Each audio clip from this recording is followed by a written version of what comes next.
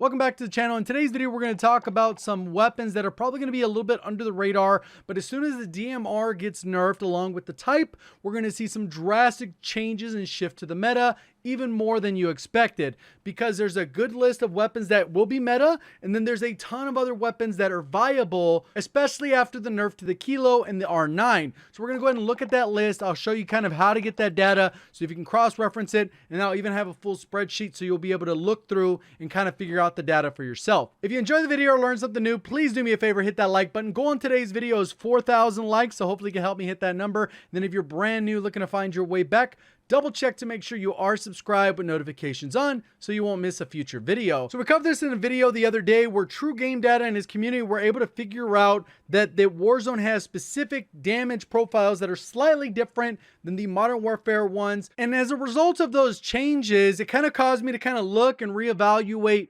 what could be different in terms of the meta and where weapons place. Obviously, you can go in here and list like 8 or 9 weapons, but we're talking about 43 weapons.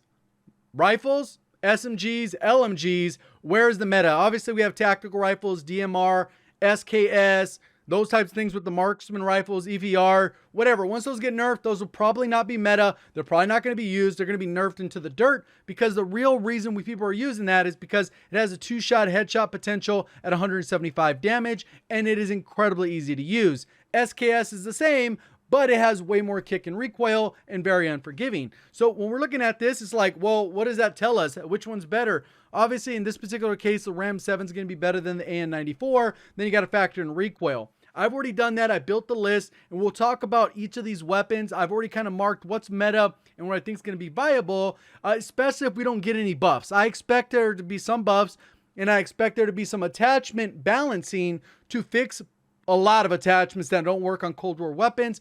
Plenty of which are for recoil, ADS speed, bullet velocity, all kinds of these other things that make them less viable. If they end up working the way that they're supposed to, they would easily step into the meta and are for sure viable, if not meta. Let's go ahead and look at that. So here's the data I was able to pull from the site. Obviously, prior to this, I already kind of had a little bit of a spreadsheet with different damage values, drop-offs, TTKs for myself, and pretty much everything aligned. So I decided to fill it in, make it as simple as possible. So what I've done here is I've kind of gone through and I ranked for close range damage, I ranked for medium range damage, and then I ranged for far range damage. Depending on where you're going to be using the weapon, it will dictate that. Because obviously, if we're talking about the FFAR, this thing is a melt machine. It's the second fastest behind the AS-Val, which is still incredibly nasty. It just has a very small ammo capacity, which kind of messes things up the same way that we're going to see with the Fennec. What we have here, though, is this could be probably paired with the sniper rifle, because its TTK is still okay at range, but as it drops off, it's still competitive. It's just very hard to hit the shots at the range, unless you're just a human aimbot like Shroud or something like that. As we go through the list, you can see different outliers, and what we're going to look at here is the average. So these are ranked based off their average, but obviously one could perform better up close versus far. We'll kind of go through that. The FAL could definitely be viable, but it's not going to be meta. Mostly semi-automatic weapons don't usually fit in the meta unless they're incredibly broken. In this particular case, the TTK is nasty, and you can get some pretty good. You need like 3 headshots or whatever the case is to get the kill there. But even then, it's a little less practical, a little bit more for short range. Never going to be broken, but is definitely viable. You're not going to just completely have no chance using this gun, which some guns you may just not have a chance. AS-Val, this is good for solos, maybe duos, using it as your close range option, and then like a Car 98, SPR, HDR, that type of thing for your secondary. And you would use this just because pretty much head to head, the only thing that's going to beat you is the Diamatis if they're not nerfed, or some kind of shotgun that has the 2-tap capability like the R9 would still be faster than the AS-Val.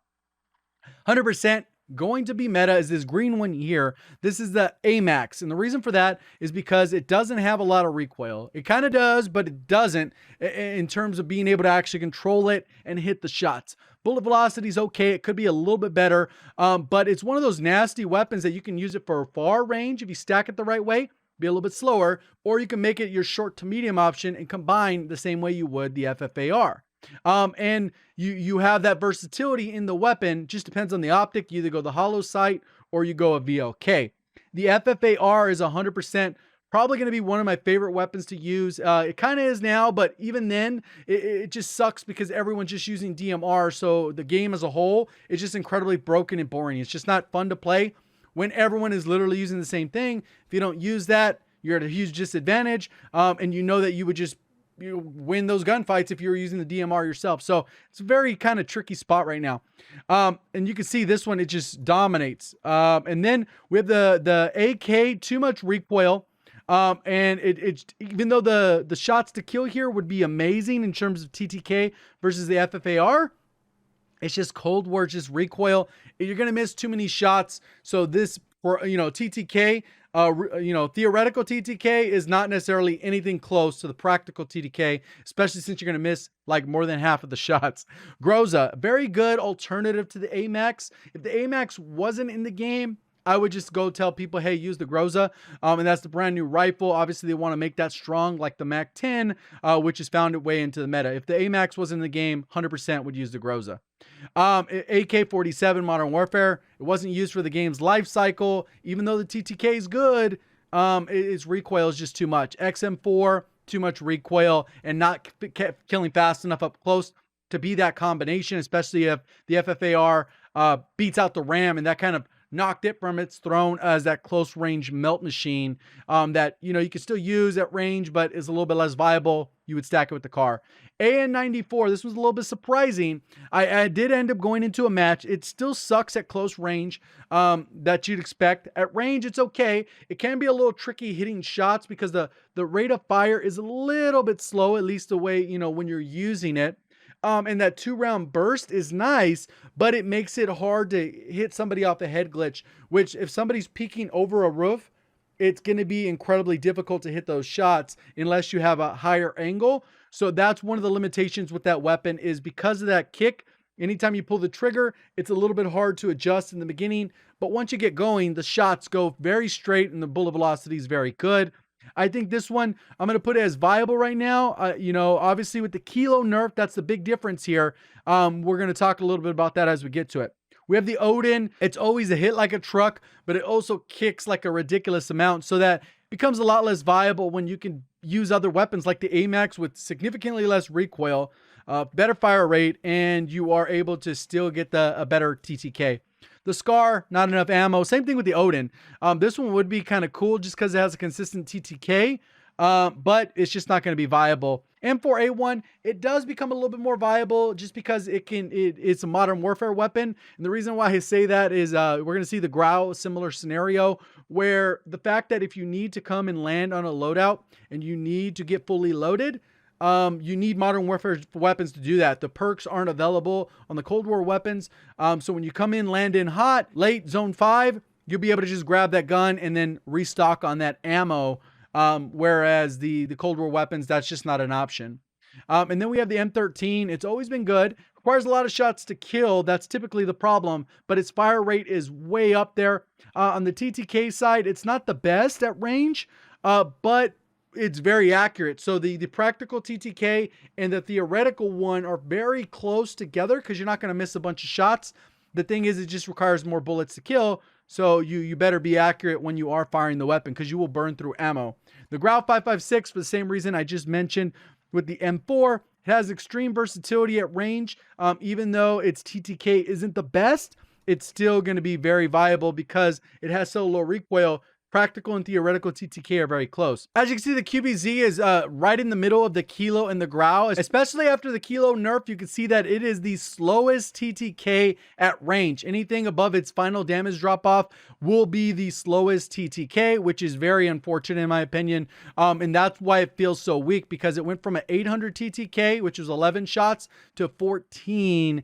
And that drastic amount dropped it hard. Its accuracy was the main thing going for it because it could hit at range. But then now with that nerf in effect, it just destroys that long range TTK. You're better off using a Growl over the Kilo if that's the case. But still viable because of that low recoil. So that's kind of the list there. I think the main meta is going to be Amax, but you're going to have a little bit of versatility because right now it's nothing. It's not nothing on this list. It's just DMR. Now let's go ahead and go to the SMGs, close range. I did change the damage drop-offs a little bit here. The Fennec is absolute beast, but the problem is its ammo capacity. That's one of the main drawbacks, is it fires really fast, but it burns through ammo a ridiculous amount. If it had a similar mag size to the Mac 10, I'd probably move it up, but this one's primarily going to be okay for duos and solos. Anything above that, it's just going to be very impractical to take on multiple opponents down and finish them off. It's just not practical. MP5, Cold War, and Modern Warfare. I think all three of these will be meta. It's not currently meta right now. I think just because not enough people have played with them and so many people are vested in the Mac 10. In terms of TTK, you can see that they're all very close. And the Cold War one actually has the best TTK. And that's not even factoring in all these various attachments that we'll be able to get figured out once it gets situated. In terms of strafe speed, reload, mechanics being bugged. I think all three of these will still be meta. So you can see right there, they all kind of fit in line as very viable weapons. As we go a little bit further, the MP7, look at its TTK at range. It never has a further drop off. So if you're going head to head, that makes this like MP7 and P90 very viable, because the bullet registration on the P90, very good. Bullet velocity overall, pretty solid. These are actually better than the Grau, QBZ, Kilo, M13. It has a faster TTK than the M13. So these bottom four weapons that you see here for the rifles, MP7 and P90 actually have a better TTK at range as long as you're able to hit the shots. And that's the key. Can you hit the shots? But both very low recoil, and about managing that recoil. Bullet velocity is going to be best on the P90. So great options for a little bit short to medium range, especially if you're going to be running like a Car 98 sniper or something along those lines. Gives you that versatility because now you're not having to have a gun, a Kilo that has 799 TTK with basically no recoil.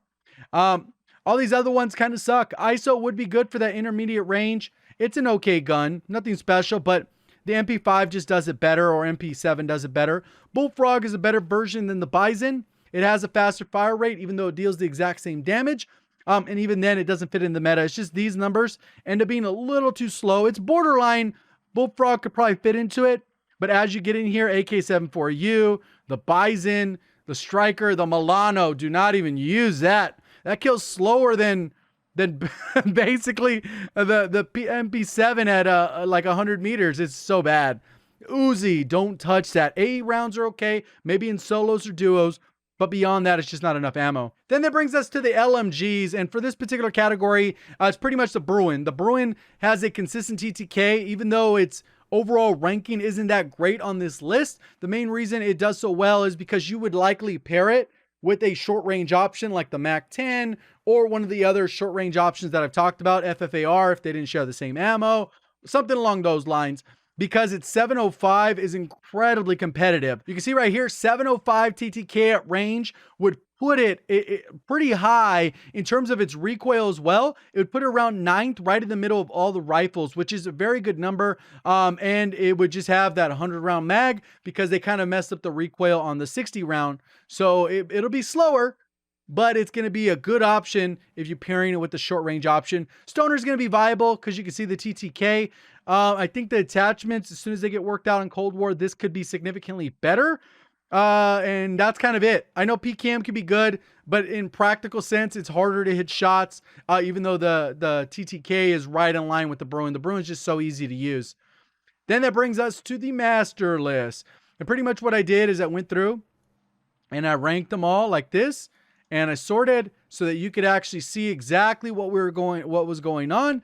And if I rank them by the right category, you can see how they rank. So pretty much the one is ASVAL. You can see all these close range options, how they do. This one's ranked pretty low on the list, QBZ and Bruin. But this can change perspective drastically as we go ahead and change these various numbers. And I go ahead and change the medium range distance. Obviously, I kind of had to mess around with the numbers just a little bit because the ranges are different drop-offs for rifles, SMGs, LMGs. So I kind of play with that around a little bit and factor that into the equation. But you can see here, ASVAL just is too dominant across the board. But if we're looking at these numbers, Stoner at medium range is disgusting. I think it's up to about 35 meters without any attachments. We start stacking stuff. It's going to push out the TTK. Obviously, LMGs deal with the slower mobility, ADS speed. So there are other factors to consider there. But it just kind of all depends on what you want to do. Uzi, just Milano, Bison, they're just so bad. Like, why are they even in the game? They need significant buffs, or it's almost like they should just be removed from the game completely, entirely. We'll see the final one, so you can kind of look at that. Foul ends up being the best long-range option if you're able to hit all the shots. Obviously, in a practical sense, if you're hitting that trigger cap, you're not likely to be hitting all those shots.